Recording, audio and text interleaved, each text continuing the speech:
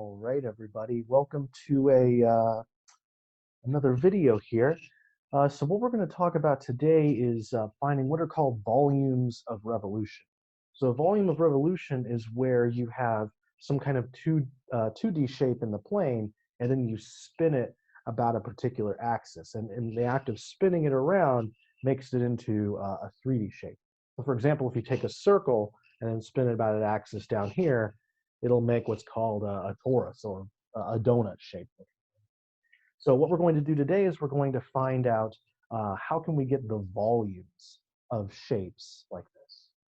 So let's start off with a basic example here. Let's say we have the region that's bounded in between y equals x squared and y equals x. And we want to spin that shape around the x-axis. Okay, well, as always for these problems, we should draw a picture. So we draw our axes here. Here's y equals x squared, and then here's y equals x. And notice that the area within both of them is this kind of sliver-looking thing right here. Now, one common misconception is that x squared is always going to be larger than x. And that is true for numbers whose absolute value are bigger than 1, like 2 or -5 or things like that. But in between 0 and 1, x is going to be the larger number. So we end up drawing x higher than that. And if you're ever in doubt which one's larger, you can plug in a number in the middle of the interval to see which one is. Okay, so now we need to figure out what these 2 points are, because this is definitely going to help us figure out the volume here. So the way we figure out those points is we set these equations equal to each other. So we end up having x equals x squared. So one obvious solution to this is x equals 0. That's the point we have here. And if we divide both sides by x, we end up getting the x equals 1 as well. So this point is 0, and this other intersection point ends up being 1. Okay, now our goal for this is we're going to spin this around the x-axis. So when we spin it around, it's going to have this sort of flat outer shape and then this curved inner shape when we spin this around the axis. Now, how are we going to get this volume here? Well, we're going to try to think of it the way we thought about volume in the last video. We're going to kind of break this up into chunks, and we're going to see what the volume of each one of those is. And then we're going to add them all together, and when the chunks become infinitely thin, i.e. the sum turns into an integral, then we'll get our exact volume. Let's take a look at this here. Let's say we have a little bit of a chunk right here where I'm drawing this rectangle. All right, well, first of all, let's get the area of this rectangle, and then we'll turn it into a volume. So first of all, this very thin width right here, it's in the x direction. So we're going to call that dx, or a tiny little change in x. Now, what's the height here? So the height's going to be this. The height is the difference of our 2 functions. So it's going to be the top function. We have x squared, and then we have our lower, or sorry, oops, made the mistake I mentioned earlier. Our top function is x, and our lower function is going to be x squared. Now, how are we going to get the volume for this? What kind of shape are we getting when we spin this around? Well, if we just spun around the y equals x shape, what we would end up getting is a disk, because we would have the circle as the rim, and then we would have everything in between. But we're also subtracting away what's going on with x squared here. So when we spin this x squared around, we're taking away the disk that would make. And what would be the area of this disk? Well, it would be pi times its radius squared. And then we multiply by dx for the thickness to make it 3D. So what would this end up giving us? It would end up giving us pi times x squared, because our first radius of our disk will be this much, and that goes all the way up to x. And then what we do is we subtract away pi times the lower radius squared, which was x squared in this case, and then we square that. So this is the distance x squared, and then that's going to be our radius. So all of this stuff we multiply by dx. That's going to be the volume of one little chunk. But then when we integrate this between our starting point and our end point, then this becomes the volume of the entire shape. And when we simplify this, we end up getting that the volume is pi times the integral from 0 to 1 of x squared minus x to the 4th. And that's when we add up all of these little chunks along here. So just like in the previous video, most of the integrals we're going to do here end up being pretty simple, and this one's no exception. So when we integrate this right here, we end up having pi, and then we have x cubed over 3 minus x to the 5th over 5. We do this from 1 to 0, and then when I plug in those numbers, I end up having pi, and then I have 1/3 minus a 5th. That's going to be my volume. And sort of as a basic way to check your answer, remember, these are all volumes, so they should all be positive. So we see that 1/3 is a larger number than 1/5, so thankfully, this will end up being positive. All right, now what's the way that we would do this in general? Well, the method we just used actually has a special name. It's called the method of disks, or it's also sometimes called the method of washers, because that's what the chunks end up looking like.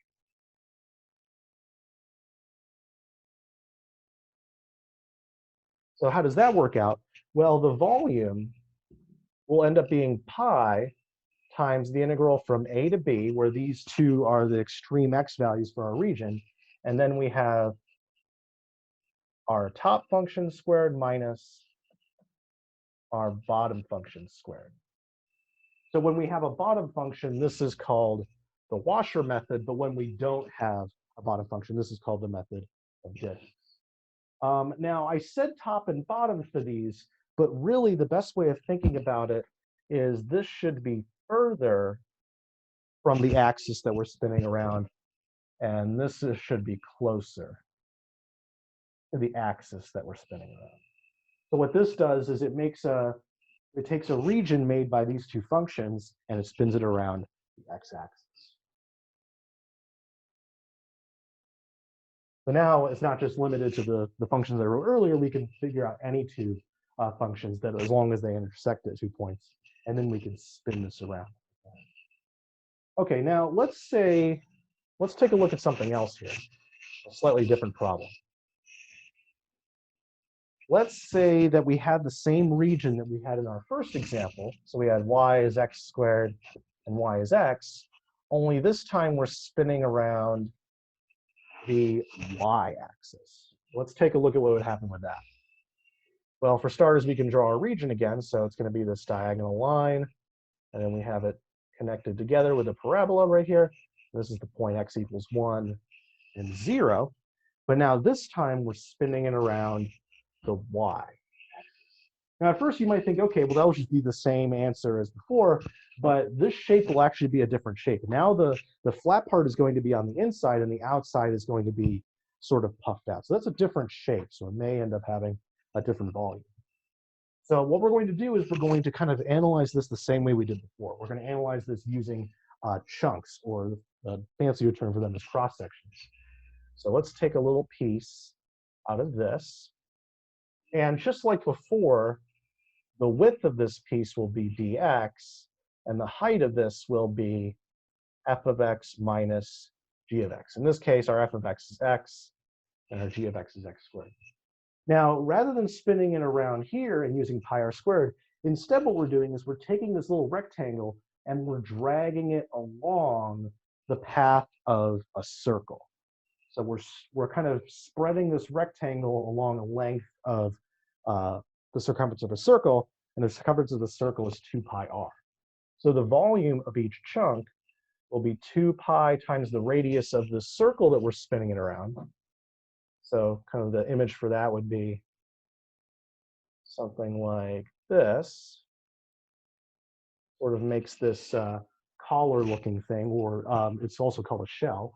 So we end up making this sort of shell when we spin around here, and the volume of that will be 2 pi r, so the circumference of the circle we make times the area of this rectangle, which will be f of x minus g of x dx. Now, one thing about this is that, what is this radius equal to? Well, the radius is the distance from our axis right here all the way out to where our rectangle is. But this distance already actually has a name. It's just x. This is the horizontal distance away we are from the y-axis here. So our volume is really 2 pi x. And then we have f of x minus g of x. And then so just as before, if we add all of these little cross sections together, we add all these shells together. So we integrate from 0 to 1, in our case, or a to b in general, then we're going to get our volume in this case. And this is called the method of shells when we do it this way. So for our particular problem, let's write out what our integral would be. So our volume would be 2 pi times the integral from 0 to 1 of x, and then f of x is x, and then g of x is x squared. Okay, and then once again, most of these integrals will end up kind of just being a basic power rule, maybe doing some elementary trig integrals, so usually these integrals aren't too bad. So we have 2 pi, the integral from 0 to 1 of x squared minus x cubed dx when we multiply through by x. And then when we integrate, we have 2 pi, we have x cubed over 3 minus x to the 4th over 4, and this goes from 0 to 1. So when we plug in everything, we have 2 pi times a third minus a fourth. And if you check it, this number is actually different from the number that we got in the previous problem. So the volumes of these two shapes are actually different. So when you spin an area around the x-axis, it may have a different volume if you do so around a y-axis. All right, now what's sort of the general formula here? So for the method of shells, this is typically when we spin a function of x around the y-axis, then the volume of that is going to be 2 pi times the integral from a to b of x times f of x minus g of x. Yeah. Now, let's say we wanted to do this problem, but we wanted to spin it around a different axis, but one that's still parallel to the y-axis. Like, let's say maybe we want to spin it around x equals -1. Remember, the x in this integral signify the distance from our little rectangle, which has area, this right here, to the axis. So if we were spinning around x equals -1, for example, our axis would be one further away than normal. So rather than this being an x, this should really be an x plus 1. So the way to think about this formula is this is the distance to the axis, and then this is the height of the shell, or the rectangle, if you want to think of it that way. It's the height of the rectangle that we're spinning around to make the shell.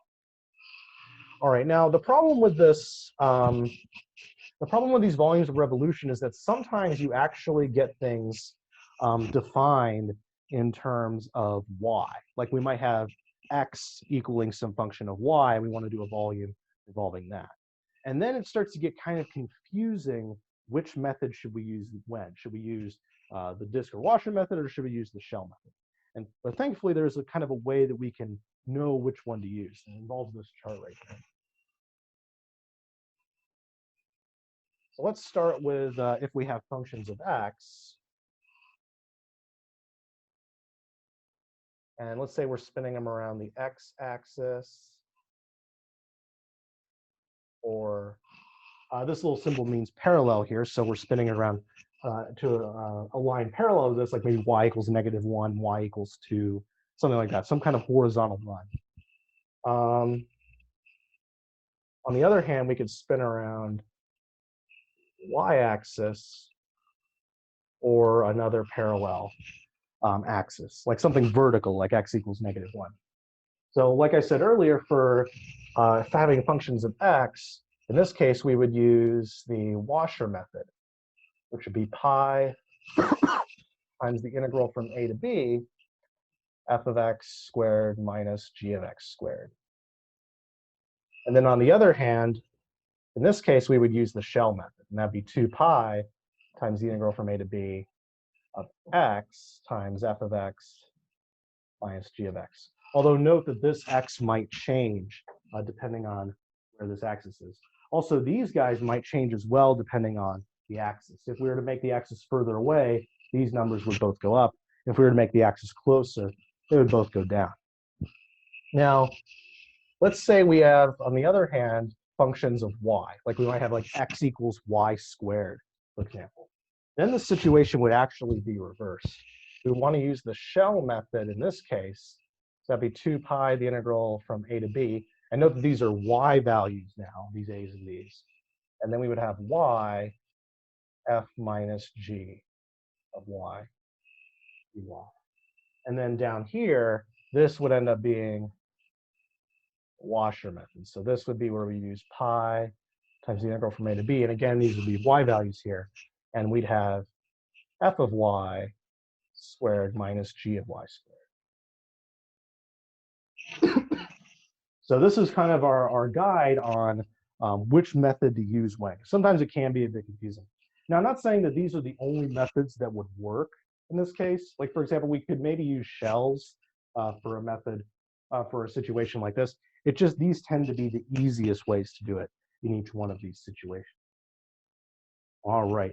Well, that's all I have to say for now. But if you have any questions, feel free to message me and I'll be happy to help you guys out.